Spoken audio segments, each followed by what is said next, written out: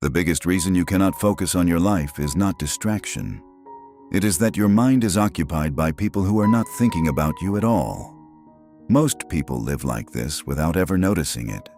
They watch, compare, adjust, react. But there is a question hidden inside this habit that most people avoid their entire lives.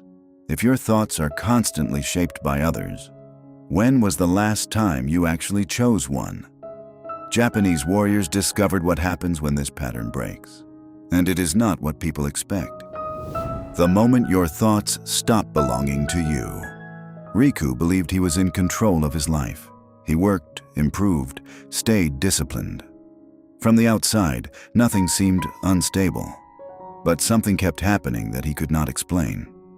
Every time he tried to focus, his mind shifted. Not randomly, predictably. It moved toward other people, toward their progress, their confidence, their direction. And slowly, without realizing it, something inside him changed. He no longer used other people to understand the world. He used them to understand himself. That shift is small, but it is dangerous. Because the moment you start measuring yourself through others, your mind stops being a place of direction. It becomes a place of reaction. And once that happens, something almost invisible takes control. You stop deciding who you are. You start adjusting who you are. Most people never notice when this line is crossed, because it feels like thinking. But it is not. It is surveillance. What Musashi understood about attention. Miyamoto Musashi observed something most people would never question. Young fighters believed they had to study their opponent constantly, watch every movement, predict every strike, stay alert to everything the other person does. It looked like awareness. But Musashi saw the cost. The more they watched, the more they hesitated. Not because they were afraid, but because their attention was no longer their own. It was attached. And attention that is attached cannot move freely. Musashi described this clearly. The moment your focus sticks to the opponent, your own timing collapses. You are no longer acting. You are reacting. And reaction is always slower than action. This is why he warned against fixing your gaze on the enemy. Because the real danger was never the opponent. It was losing ownership of your own mind. The alternative was Zanshin, a state where perception remains open, but attention belongs only to you. You see everything, but nothing controls you. The part no one wants to admit. You were never distracted. You were trained to divide your attention across people who were never responsible for your direction in life. At this point, most people feel a quiet resistance because something uncomfortable is becoming visible. The habit of watching others is not accidental. It is trained. From early on, people learn to monitor reactions, to adjust behavior, to stay aligned with expectations. And over time, this creates something that feels normal, a mind that constantly checks itself. But there is a truth hidden inside this pattern that most people never say out loud. You are not just aware of others. You are dependent on them. You thought you needed them. In reality, you were just afraid. Not physically, mentally, because without their reactions, something inside you becomes unstable. And this is where the real fear appears. Not the fear of failure, the fear of having no reference point. If you stopped watching, how would you know who you are? Most people never answer that question, because the moment they get close to it, they look back at others again. The monk who lost the need to compare. In a Zen monastery, a young monk named Haruki faced the same problem in a different form. He trained every day in silence, but inside his mind, there was constant noise. He compared, measured, adjusted. He watched the others and tried to understand where he stood. And the more he watched, the less stable he became. Until one evening, an older monk spoke to him.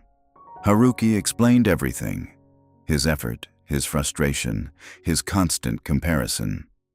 The older monk listened, then said something that felt almost dismissive. As long as you are watching the others, you are not here. Haruki did not understand. If I don't watch them, he asked, how do I improve? The answer came without hesitation. You returned to the next breath. That was all. No explanation, no method, just removal. This is Mushin, a mind that no longer interferes with itself, no comparison, no commentary, no silent evaluation of every moment. And when that interference stops, something unexpected happens. The need to measure disappears.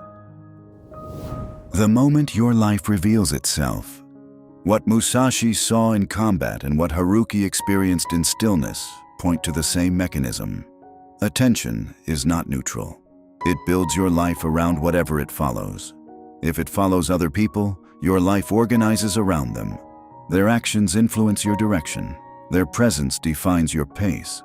Their absence creates uncertainty. This does not happen suddenly. It happens slowly, until one moment makes it impossible to ignore. And that moment is uncomfortable. Because when attention finally returns to you, something becomes visible that most people never face. How much of your life was never actually yours? And that is exactly why it always felt quietly exhausting.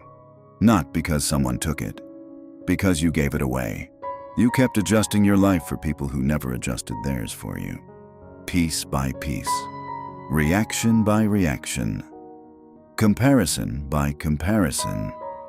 And if you look closely enough, you may realize it was never taken from you in the first place. Where most people realize they were wrong. This is the point where most people believe they understand the message. Focus on yourself, ignore others. But that is not what this is about, because the real shift is not about ignoring people. It is about removing their authority over your mind. And that happens in a way most people do not expect. Not through effort, through absence. When your mind stops referencing others, something disappears immediately. The background noise, the constant calculation, the quiet question running underneath everything. Where do I stand? And when that question disappears, something else becomes clear. Not confidence, not motivation, direction. Because direction was never missing, it was buried under too many voices. The question that changes everything. When Riku reached this point, he expected clarity to feel powerful, but it did not. It felt empty, because for the first time, there was no one else left in his mind. No reactions, no comparisons, no imagined judgments, just silence.